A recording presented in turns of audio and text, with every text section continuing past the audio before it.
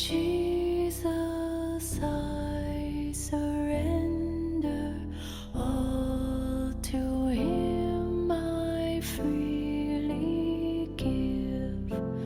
I will ever love and trust Him in His presence daily. The 17th of December 1902, Volume 4. In order to be a victim, permanent union with Jesus is necessary. This morning, when my adorable Jesus came, I was praying Him to placate Himself, saying to Him, Lord, if I cannot sustain the weight of your justice by myself, there are so many good souls among whom it can be divided, a little bit each, so that it might be easier to bear the weight, and people might be spared. And He, and you, my daughter, don't know that, so that my justice may unload the weight of someone else's chastisement upon some soul, she must be in possession of permanent union with me, in such a way that everything she does, suffers, intercedes for, and obtains, is given to her by virtue of the union with me, established within her, as the soul does nothing but lay down her will, unifying it with mine. Nor could my justice do this without first giving the soul the necessary graces to be able to suffer for the sake of someone else. And I, but how can union with you be permanent in me? I see myself so bad. And He, interrupting me, added, Silly one, what are you saying? Don't you feel me continuously within yourself? Don't you perceive the sensible movements I make in your interior, and the continuous prayer that rises within your interior, as you cannot do otherwise? Is this perhaps you, or I who dwell within you? At the most, sometimes you do not see me, but in no way does this mean that union with me is not permanent in you. I remained confused and did not know what to answer. End of the reading. The 17th of December 1903, Volume 6. The adoration that the Most Holy Virgin did when she encountered Jesus carrying the cross. The true spirit of adoration. Continuing in my usual state, for a few instants I saw Blessed Jesus with the cross on his shoulders, in the act of encountering his most holy mother, and I said to him, Lord, what did your mother do in this most sorrowful encounter?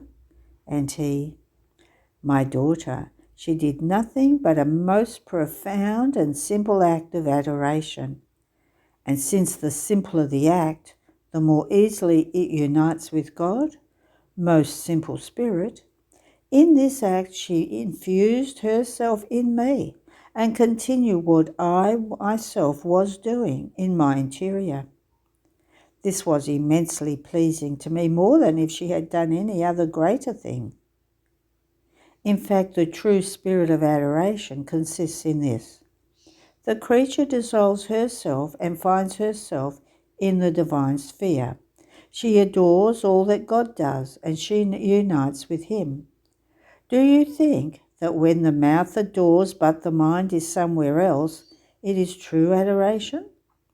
That is, the mind adores but the will is far away from me? Or one power adores me and the others are all disordered? No, I want everything for myself, and everything I have given her in me. This is the greatest act of cult, of adoration, that the creature can do for me. End of the reading. The 17th of December 1914, Volume 11. How the soul in the divine will can make a living Eucharist of her being. Continuing in my usual state and being very afflicted because of the privations of Jesus, after much suffering he came, making himself seen in all my poor being. It seemed to me as if I were the garment of Jesus. Then, breaking the silence, he told me, "My daughter, you too can form the hosts and consecrate them mystically. Do you see the garments that cover me in the sacrament? They are the accidents of the bread from which the host is made. The life which exists in this host is my body, my blood, and my divinity.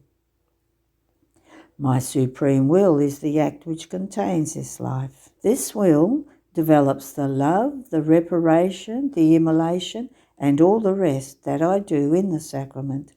The sacrament never moves one point from my volition. There is nothing that comes from me which is not led by my volition. Here is how you too can form the host. The host is material and totally human. You too have a material body and a human will. This body and will of yours, as long as you keep them pure, upright, and far away from any shadow of sin, are the accidents, the veil, in order to consecrate me and make me live hidden in you. But this is not enough. It would be like the host without consecration. My life is needed.